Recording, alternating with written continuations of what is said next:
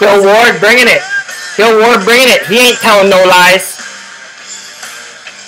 Fairway boots. Little Black Sabbath. Paranoid 1970, eh? Fuck, eh? Getting old. Getting old. 1970. Some classic right there. Classic. But anyways, welcome back to the block. I've been absent. Been MIA for the last 3 weeks. I am your host, Kyle Johnston. This is the block. For the early morning coffee drinkers and the late night ponderers.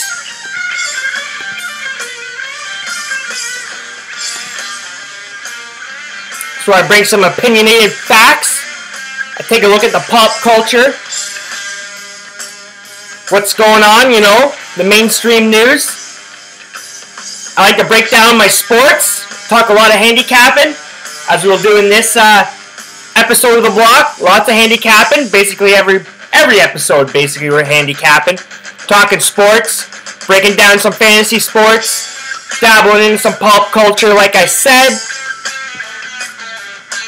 So bring your ideas, bring your unconscious ideas, the unconscious collective. And we're gonna walk hand in hand in this evil world.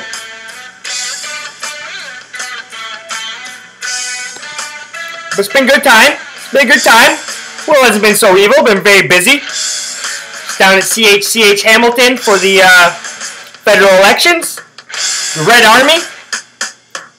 Speaking of marching of Bill Ward. The Black Sabbath. The Red Army marched into Parliament. The Liberals took it easy.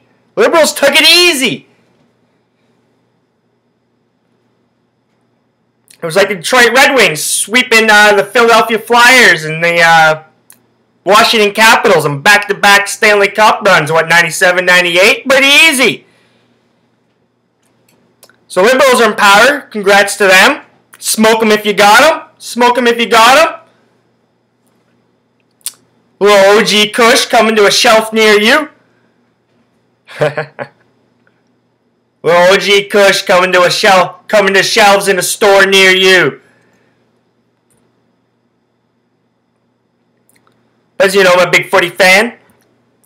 Before we get to some sports picks, I got some, Monday Nighter. We got the Monday Nighter going down. I got some picks on the hard court. Got some props. Before I get to that, you know, I'm a big footy fan. Got an international break coming up. We got some Euro qualifiers. Well, Ireland, Bosnia. It's going to be a big one. Sweden, Denmark, I think it's another big one. Looking forward to it. Especially looking forward to Ireland, Bosnia. It's going to be a hell of a match. It's going to be a great match. Ireland's in Bosnia first. So if they can hold them to a draw. If they can hold them to a draw, the Irish, they have a good shot going back home. We're gonna have a great support back fucking home, back in Ireland. So hopefully Martin O'Neill and Roy Keane can have the Irish lads ready. I am an England supporter, but yeah, if I had my choice, I partied with the Irish down in Euros. Holy fuck, man. That's fun, man. We were stopping trains because they drank the fucking train dry and the conductor was sending people out to get booze at the fucking train stations. It was fucking unbelievable. Unbelievable. The amount of times I saw them get cut off. Playing kings with the Irish? Holy fuck, us Canadians. We ain't got nothing on that. Us Canadians, we ain't got nothing playing kings with the Irish. Holy shit. Basically every card's chug. Every card's at least chug half your fucking beer. Half your drink. Or there's shots involved too. Lots of shots involved in Irish Kings. Good time. I was in Poznan with them. It was Poznan. Not quite sure. What? Population, 250,000, something like that. There was like 80,000 Irish down there in that town at one point. It was crazy. The streets were so fucking packed. It was just one big party through bar to bar to bar in the street. We were just like fucking crowd surfing girls up to the front of the bar so they could fucking dance and shit like that. We had the cops fucking in there dancing and stuff. And it was hilarious. We were all over like the Polish CNN. The Poznan was partying with the Irish. So that was a good time. So I wouldn't mind seeing them sneak in the Euros. But I'm going to talk a little Premier League. Manchester United coming off a big win in Champions League over Seska. That was a big 1-0 win. Midweek. Putting us to the top of the table in our group, which sets us up nicely. Home match against PSV next. Take 3 points from that, and we are sitting pretty for the final match of the Champions League group stage. So that's a big, big win midweek. Way to go, Louis Van Gaal. Wayne Rooney. Showing those pundits just how it's done. Still playing well. Still playing well. Even I was on Twitter fucking ripping him. I wasn't saying not start him. I'm just saying, you know, after 70 minutes, let's try something different when we drew Crystal Palace. But United, they took home a 2-0 win over West Brom. Late penalty kick by Mata. Jesse Lingard finally getting a shot in the senior squad. He scored his first senior goal. So it was nice to see. United's defense has pretty much got it locked down. Danny Boyden, I was a little worried about it. But the Premier League's evolving. There's not so many punishing true English number 9s anymore. You got a few. You got your Lukakus. You got your Bentekes. You got your Andy Carrolls, even though he's coming off the bench now in Newcastle. There's a few out there punishing number 9s that's going to challenge Danny Blinn for his size. But he's a smart player. And I like him much better when he's in the middle of the pitch and he has everybody in front of him rather than him playing left back and having those wingers run behind him. I don't think he's quite got the pace to be a left back in the Prem. International, it's a little different. A little different setup, a little different match, a little different game. The Chelsea Blues continue. Even without Mourinho, they can't win with Mourinho, and they can't win without Mourinho. So what's the solution here in Chelsea?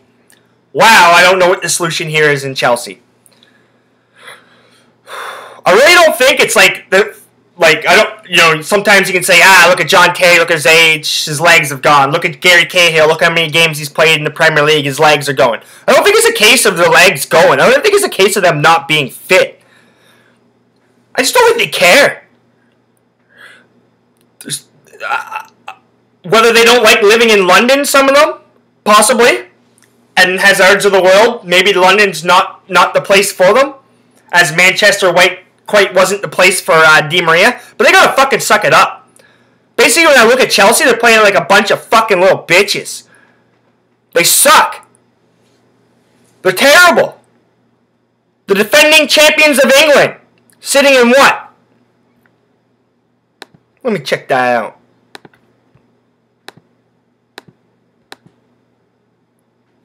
'16th place? Newcastle's just behind them. Chelsea, 16th place, 11 points out of 12 matches. And I thought it was bad going through the transition to David Moyes from Sir Alex Ferguson. Fuck, man, those are rough days. Those are rough times to watch. United may not be pretty right now to watch, Mr. Paul Scholes. But last I checked, we're still sitting in 4th spot in the table. 2 points off the lead. A much better position than we were in the previous 2 seasons.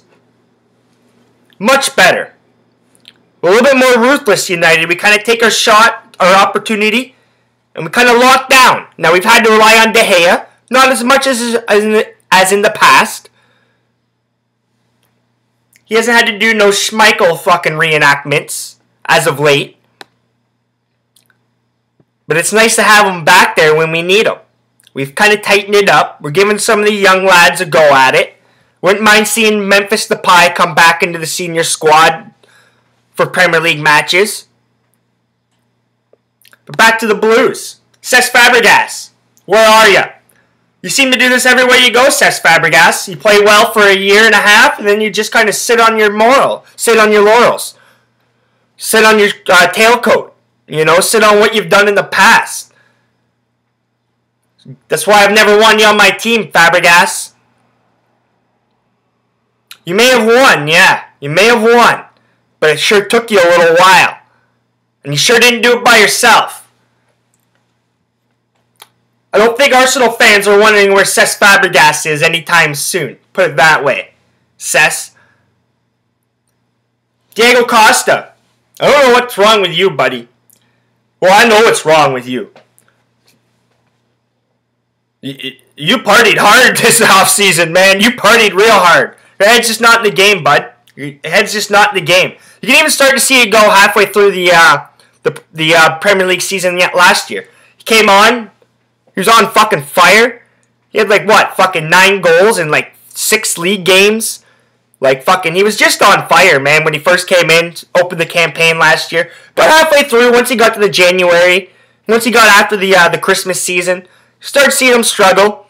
Kind of seeing a little bit of the old Costa. I don't think Spain's missing you anytime soon. As I was just mentioning about Mr. Cesc in North London. But basically, Chelsea's got their head up their asses. They think they're too good. They think they're too good. You got to work hard in the Premier League. There's a reason why, in my opinion, it's the best league in the world. Because the bottom teams can challenge the top teams on any given match. Any given match, the bottom teams can steal a point. It's a tough league to adapt to. It's a fast-paced league. It's a tough league. You don't scare nobody anymore, Chelsea. Especially you, Mourinho. Especially you and you other managers. Basically, they just sat back and watched you just lip off to the media. They let you dig a hole. At least Fergie was smart enough to drag other people into it. You know, that's the difference right now between Fergie and Mourinho right now playing mind games. Fergie was smart enough to always bring somebody else into it and make him look like the bad guy. It was never Fergie that looked like the bad guy. It was never Fergie's fault that they lost. It was never Manchester United's fault that they lost. They always dragged somebody else into it. Always, whether it was his own players, other managers, international managers. It was a smart one. Unlike you, if you noticed, I've noticed it. The other managers just sitting back. They have no reason to say anything to you, Mourinho, because you're digging your own hole. I think you're the best manager in the world, in my opinion. But I don't know what happened to you over the offseason, too. You must have been partying with Costa a lot, because you guys really got your head up your ass. You think you're all that. I think you got a lot of entitlement to you. The Blues are definitely singing the blues. The pints are getting drank, singing their sorrows. Where were you when you were shit? That's what we chanted at the Chelsea fans when I was there. This will be a test. This will be a test for them. I know my Chelsea fans and my my friends that are Chelsea fans. Sorry, it's been a little while. I know they've shut up. It's awfully quiet from the Chelsea corner. And representing the blue corner, nobody really. Nobody really. You're lucky you stole a point. Lucky you stole your points there, and all 3 points. Sorry, actually, these are pretty good. I figured you guys would win midweek Champions League. You needed it. You needed it. Might be your only way back into Champions League next year. Top 4 is getting further and further away.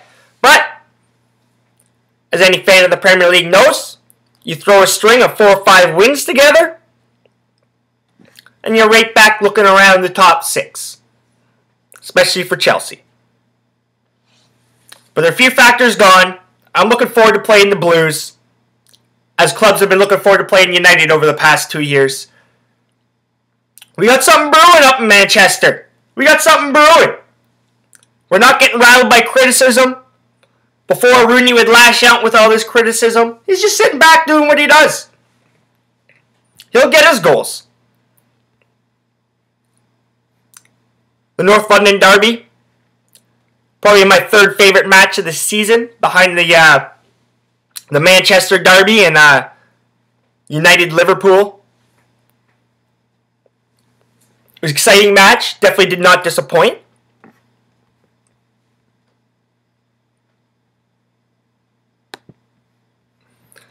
Tottenham definitely dominated on the road at the Emirates. Arsenal snatched a late goal to steal a point.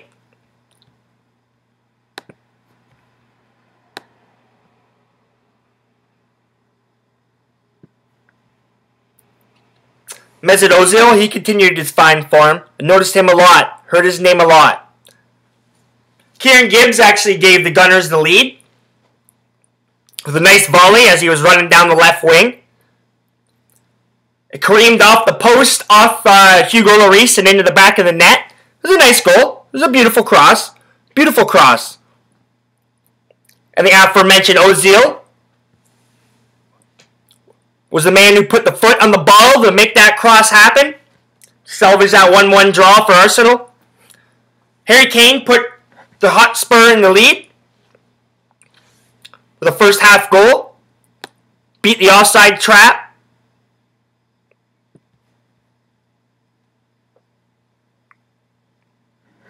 Ran in 1-on-1 with Peter Cech.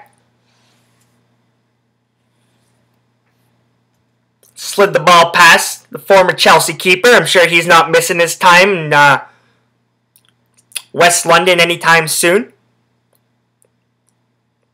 Even though he was awfully disappointed. I'm sure Peter Cech has a lot to say about Chelsea right now.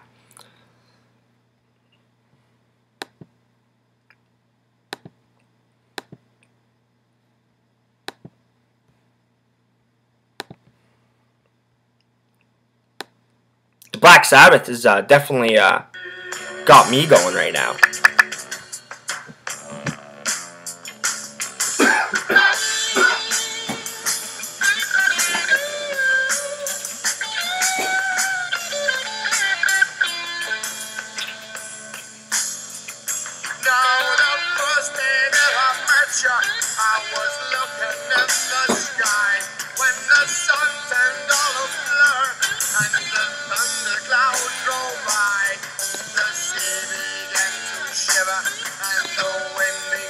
So there's some action over in La Liga as well. The big weekend before the international break, because coming out of the international break is the El Clasico. Much anticipated football match in my season. Real Madrid, Barcelona. Biggest match in Spain. Quite possibly one of the biggest sporting events in the world. One of the most watched, that's for sure. For all you people, I think a lot of people watch the Super Bowl. Check out how many people watch the El Clasico worldwide.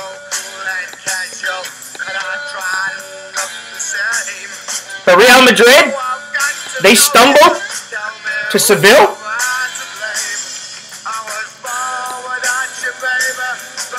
Seville beat them 3-2.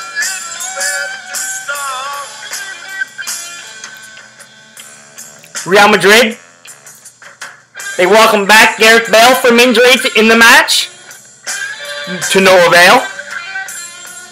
Sergio Ramos was also forced off with injury though, kind of putting a dent in the El Clasico hopes for Real Madrid.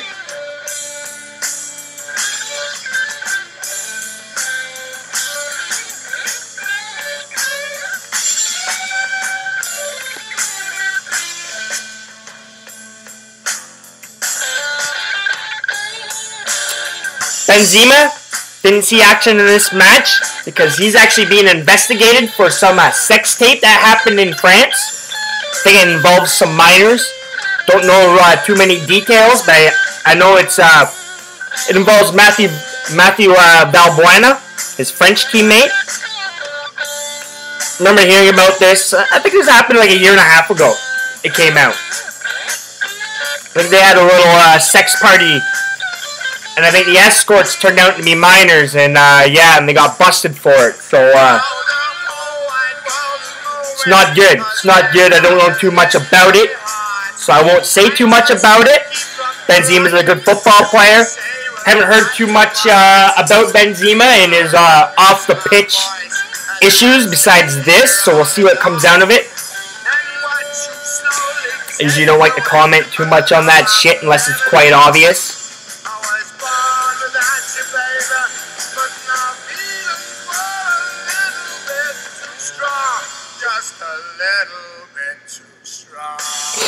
I'm just trying to see who the goal scorers were because I did not see this match. I did not catch any La Liga over the weekend. I was a busy man with school. Putting together a YouTube segment right now, feature story. I'm also doing a project with Tino Dimitro, aka Caribbean Therapy, as a little personal project. Check out Caribbean Therapy on YouTube. Anybody's watching this, if you want some comedy relief, some comedic relief. He's a good guy, does some good work. Check him out. Check out his Facebook as well. I know he's got an event on Sunday, this Sunday in Toronto.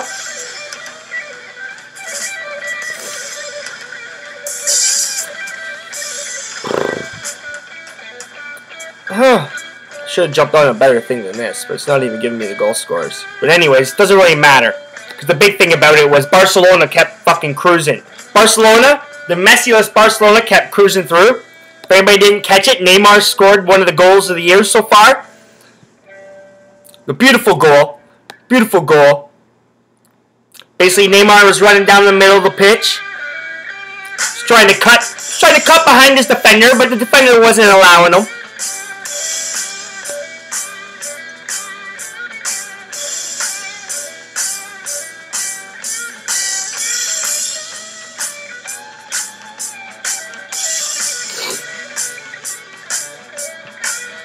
Basically, the Barcelona left back, he ran down the left.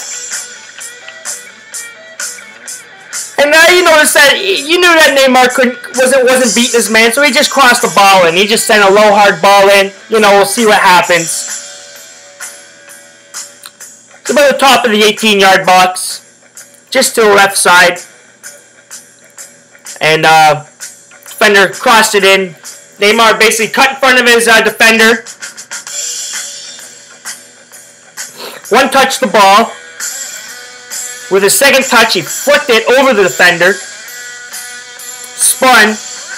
And on his third touch, basically blasted it past the keeper. It was a beautiful fucking goal. Beautiful goal. I think Barcelona's going to take it. Rafa Benitez isn't a very good manager for Real Madrid. The Los Blancos, they're going to be ruining the fact that Rafa Benitez is the man leading their ship. I think this will be his only season at Real Madrid. Barca's going to show him how it's done. They're going to show him what football's all about, even if Messi's not in the lineup. Especially with no Ramos, quite possibly. I think Ramos, he's a tough son of a bitch. I think he'll play anyways. But that's enough with some footy. It's enough with footy. A little Tony Iommi just fucking ripping it.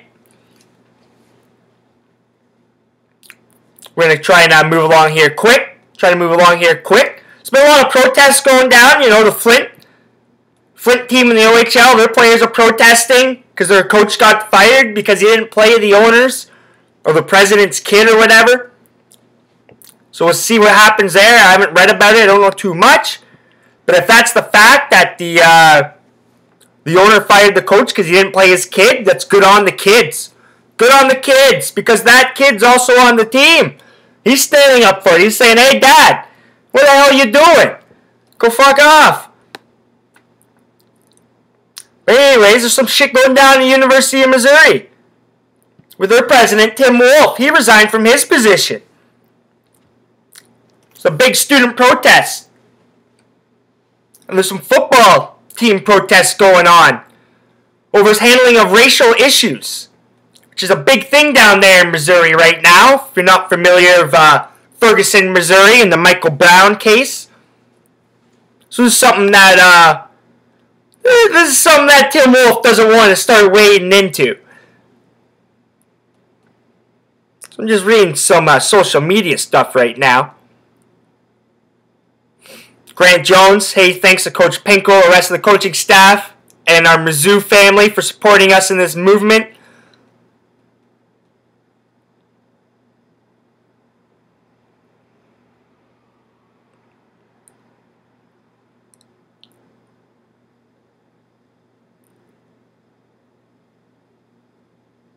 See if there's anyone else.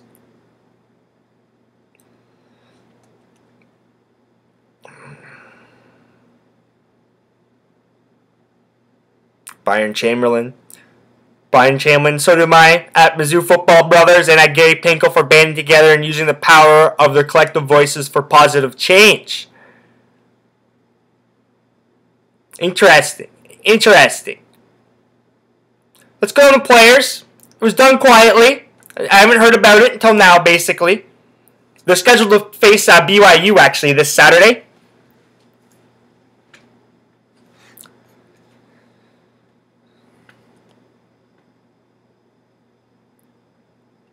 But basically, the players said they weren't going to be competing this weekend if Tim Wolf hadn't resigned. So that's interesting. That's very interesting. They kept this very quiet. So good on them. Good on the coaching staff. Good on the student union.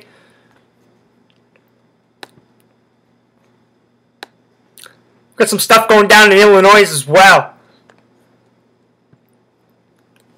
Mike Thomas, their athletic director, he was released on Monday, today. He's being investigated for his mistreatment into the football and women's basketball players. Interesting. Report from investigation into mistreatment of football and women's basketball players. The football's got to be men's, unless they're talking about soccer. He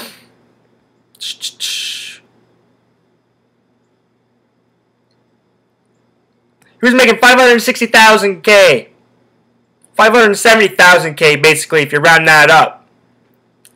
Quite a bit of money. It's more than the President of the United States of America makes in a year. We're not really saying what the investigation's about.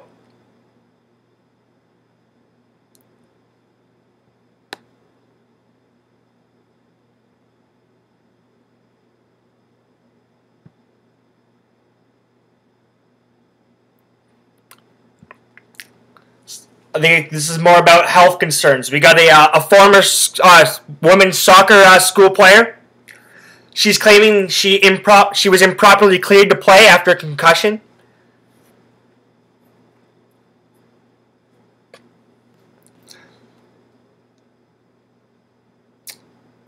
The report also found that accusations by 7 former women's basketball players that Coach Matt Bollant, an assistant coach, created a racially abusive environment were unfounded. One of the assistants quit after these accusations.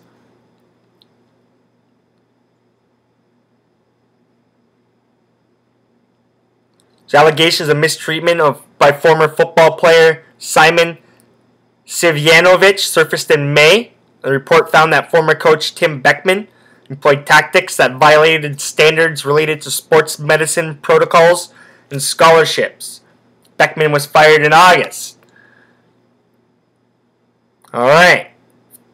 So I think a lot of this might have to do with some racially abusive environments and making players play hurt. Kind of looks like. Basically what it looks like to me.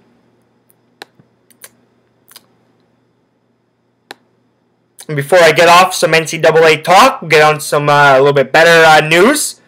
Clemson is the new #1 team in the AP College Football Pro poll, knocking Ohio State from the top spot. It's nice to see. It's nice to see since I'm a Michigan fan and a Boise State fan. I like to see the Buckeyes up there. Fuck those Buckeyes. And my good coach, but what an asshole.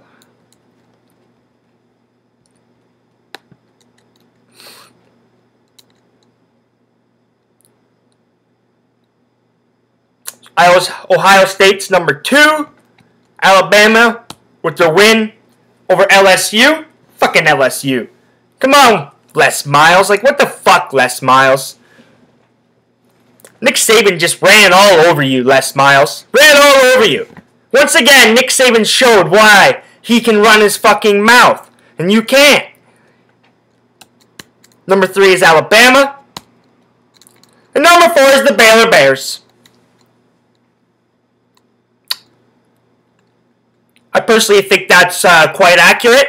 I know a lot of people are bitching about Alabama, but once again, Alabama just showed why they're Bama, why they deserve to be up there. Yeah, they play a hard schedule. Yeah, they may have one loss, but they show up in the big games and they beat big teams.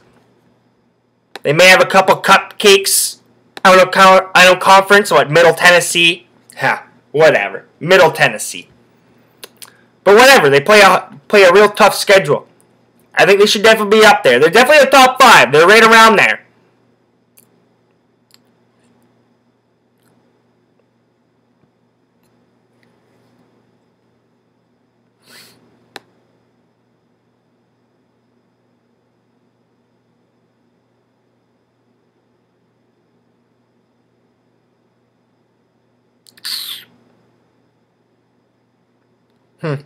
Interesting.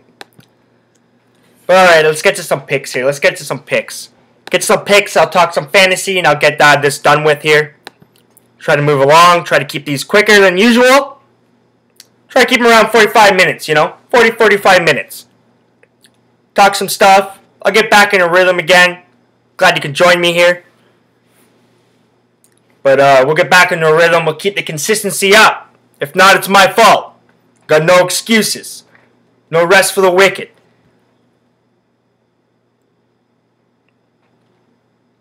As I line up some of these picks here. I've been on a pretty good streak here, actually. Pretty good streak. Just knock on wood. Just knock on wood. Hard court's been pretty good to me since basketball started back up. The NFL's been good to me all year. You've been doing quite well in the NFL. I usually don't bet. I usually don't wager on a lot of NHL because it's the NHL and you don't really know what's going to happen. But I've been doing all right. I've been avoiding the road teams. Mainly strictly laying down on home teams. I don't play any totals in the NHL at all. Oh no. Lived and learned my lesson there. Lived and learned my lesson the hard way there. Just like we lived and learned more lessons. We actually, not too sure if you guys are familiar, but I interviewed Nelk. We interviewed Nelk for our YouTube feature story.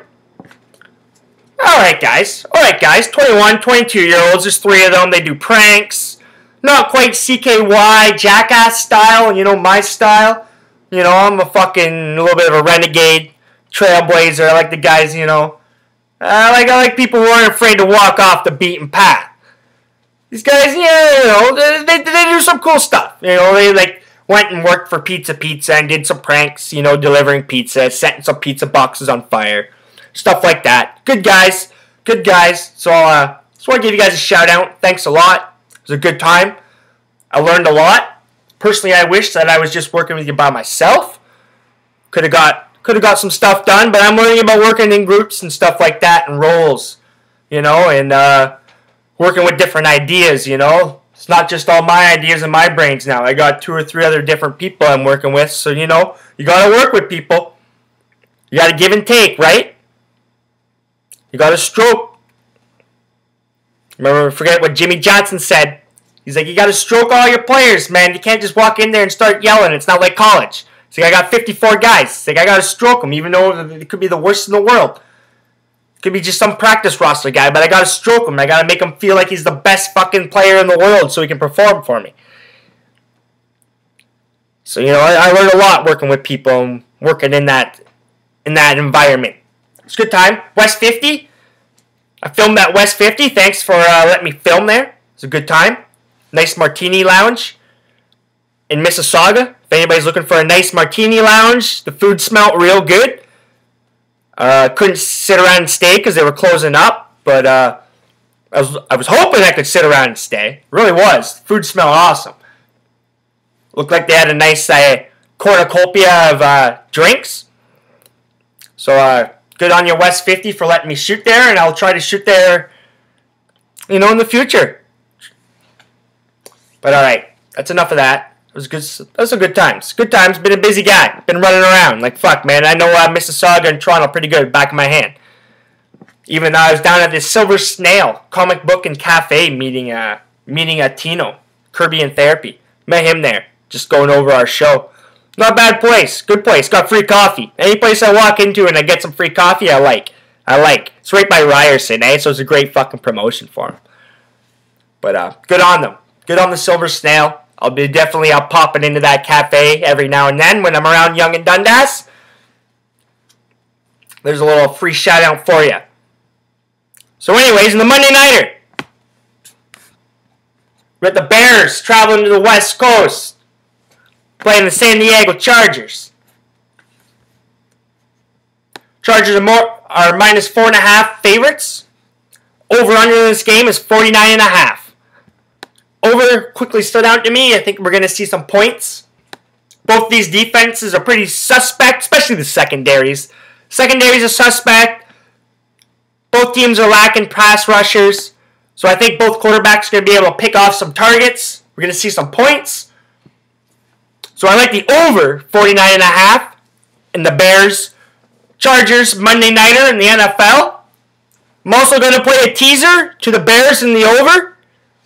So I'll tease the Bears up to plus 10.5. I'll take the over 43.5.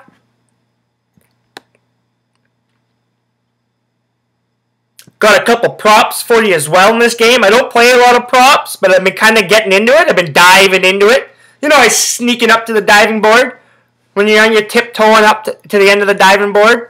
I was just like, fuck it, let's just jump right in. So anyways, took a look at some of the props. I like Jake Cutler. Over 23.5 completions. I think he's going to be throwing the ball all over the place. I'm looking about 35-40 pass attempts for Jay Cutler in this game. No Matt Forte. And I think the Bears, I don't think it'll be chasing, but it's going to be back and forth. I also like Malcolm Floyd, wide receiver of the San Diego Chargers. I like it over 3.5 total receptions. Phillips is going to be gunslinging it again like usual.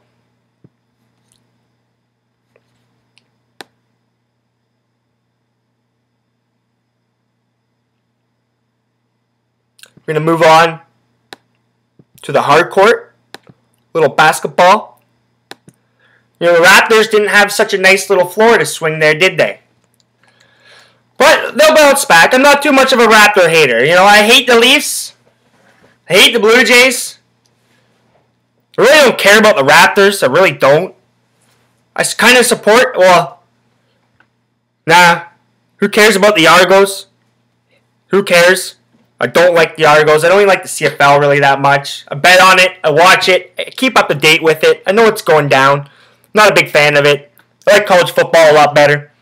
But I'm a Toronto FC supporter. So I hate the Leafs. I hate the Jays. Don't care about the Raps. Don't care about the Argos. And I support Toronto FC. It's the only place I can go watch professional soccer. But anyways, so let's take a look at the hard court. A couple games stood out to me rather quickly. Late night action games. First one is the Detroit Pistons. Detroit, they won actually in Portland last night. I was on the Trailblazers. For fuck's sakes. Fucking Portland, fuck. But anyways, fucking letting Detroit put up 120 points on you, Portland. Like, come on. But anyways, Detroit Pistons, they're on the road in Golden State. Golden State are minus 13 home favorites. Over-under in this game is 208. I like the over 208. Stood out to me right away. I think Detroit's going to be able to put some points on the board. Going to be a little tired, so their defense is going to be lackluster. The Warriors, they're rested up. They haven't had them, had a home stretch, and then they played in Sacramento. So they really haven't had to go anywhere. So they're going to be rested up. They're going to be ready to put some points on the board. I like the over 208 in the Detroit Pistons Golden State Warriors game. Staying with the late night action, the Memphis Grizzlies are finishing up a long-ass road trip. The Grizzlies are finishing up, 6-game road trip? 5-game road trip? They're back in LA. And I mean back in LA. Face the Clippers. Clippers are actually minus 7-point favorites now. I got the Clippers at minus 5.5. I'll tell you all about the Memphis Grizzlies here. So the Grizzlies, they're in Golden State on the 2nd of November. Then they went up to Sacramento. And then they went up to Portland. And then they went to Utah. They were in Utah on Saturday night. Lost to Utah 89-79. You could definitely tell that the travel is starting to get to these guys. They are only human. So on November the 2nd, they roll into LA. Or California, sorry. On November the 2nd, they roll into California. They're up in Oregon on the 5th. Then they're in Utah on the 7th, and now they're back in California again. They're in LA to face the Clippers. So the Clippers are minus 7-point favorites now. Like I said, I got them at minus 5.5. The over-under in this game is 200. So I jumped on the Clippers at minus 5.5. If you like the Clippers, I say get on them quick. The line is going up. Memphis is having trouble scoring. They're averaging, 91, 92 points a game. I think all the low post play, the beat down of the big men are finally getting to Marc Gasol and Zach Randolph. They're a little beat up. There's only one game on in the pond tonight. One game on in the NHL. And there's one game on. Might as well try to play it, right? That's what we degenerates do. Try to play it. So we got the Anaheim Ducks. They're hosting the Arizona Coyotes. Ducks are minus 192 favorites. Over under this game is 5. Said I don't touch NHL totals. But I'm going to take the Ducks at minus 192. They're actually like minus 185 or something like that not too long ago. So I see the line climbing. So I'm going to take the Ducks at minus 192. And I'm going to parlay them up with the Atlanta Hawks. Atlanta Hawks are hosting the Minnesota Timberwolves. They're minus 8.5 favorites. Over under 204. Just going to parlay them up on the money line. Brings it to about minus 114. I'll take that. No problem. So just before I rip out of here, I'll just recap this. And the NFL Monday Nighter. I like the over 49 points. I think we're going to see some points. I got the Chicago Bears at plus 4.5 tees to the over. So I got the Bears at 10.5, plus 10.5, and the over at 43.5. On the hard court, I like the Pistons and the Warriors game to go over 208. I think the LA Clippers are going to fucking bitch smack around. Lay a smacking around on the Memphis Grizzlies. The line is climbing. I'm going to parlay up the Anaheim Ducks and the Atlanta Hawks. Minus 114 parlay. Thank you very much.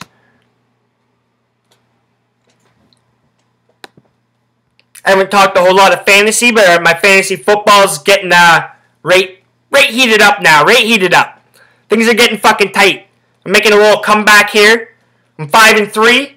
Should be going 6-3 after this week. I got Cutler going tonight in my team. I know what you're thinking. This guy's got Cutler on his team. How's he thinking he's doing good? Nah, my quarterbacks are on some buys. It's a different league too. A little different. You only start one running back and you start 3 wide receivers. And the flex position, you can start a quarterback, a wide receiver, a running back, or a tight end. So it's not like your normal traditional setup. So most teams are going with 2 quarterbacks. As I'm going with 2 quarterbacks. I got Derek Carr and Matthew Stafford.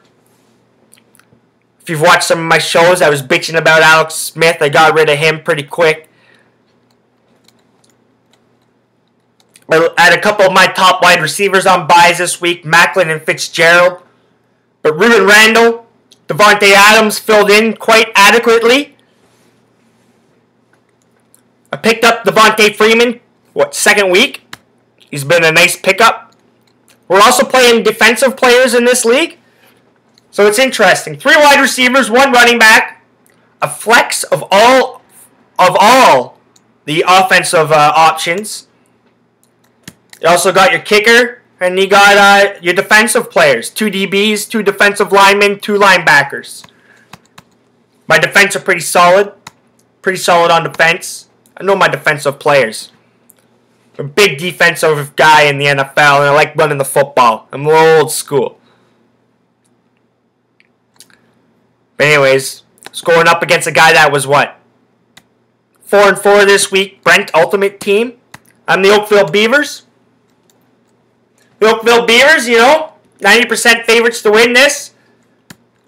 Basically, I got a 5-point lead. I got Cutler going tonight. He's got Eric Weddle, defensive back for the Chargers. Cutler versus Weddle. I'll take my pick. I'll take my chances on Cutler. But it's the NFL. I've seen crazier fucking things happen. Oh, I have.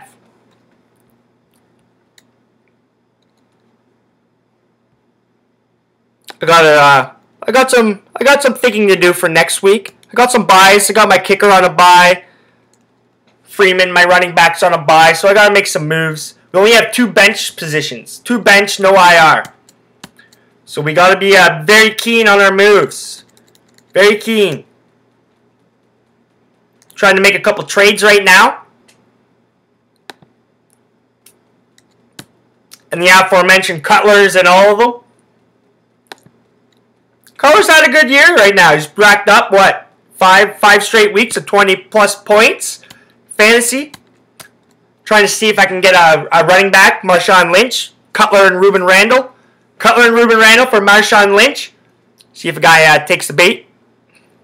Who else do I got going on right here? I also got Cutler for Adam Pac-Man Jones. Just shore up my defense. Guy needs a quarterback, so maybe I can help him out. Here's a guy. His team name's Jerry Sandusky. Kind of laughed. I actually laughed a lot when I fucking saw this guy's name in the draft. Jerry Sandusky. I was like, holy fuck, dude. Holy shit, dude. You got some fucking balls. What a fucking loser to name your team after. But fuck. I have to admit, I did laugh. Trying to trade Ruben Randall and Jay Cutler for Justin Forsett and McCourty. Safety from New England. I think they're pretty, they're not bad. They're not bad. Got Cutler for Graham.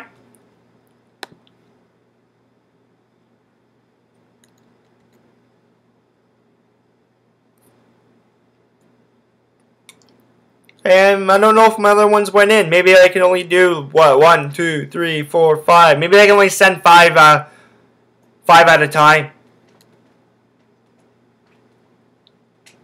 Interesting. But anyways, thanks for joining me. It's a Monday night. Enjoy the Monday Nighter. Said I'll be making this more consistently. I'll get more of a flow. Just getting back into this. I got a lot of work to do tonight. Got to start up a project about plastic. Yes, plastic. Plastic in the environment, basically. So I got some research to do. I got to get a hold of some contacts. Still got to do some work on my YouTube feature segment as well. I got some other work that's going to be published a lot sooner than that stuff that I've been working on. Kind of keeping it up, up my sleeve. Kind of keeping it up the sleeve. But I'll be publishing that on some of the social media outlets in the next few days.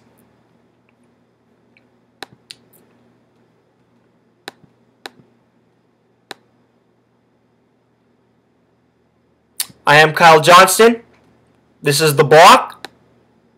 Find my work on Twitter at KJ_TheBlock. Find my work, my blog site, KyleJohnstonTheBlock.wordpress.com.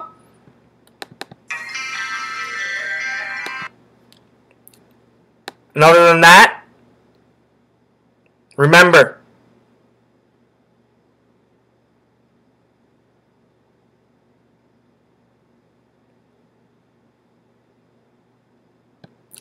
if you're not winning, you're not winning if you're not laying the money down on the table.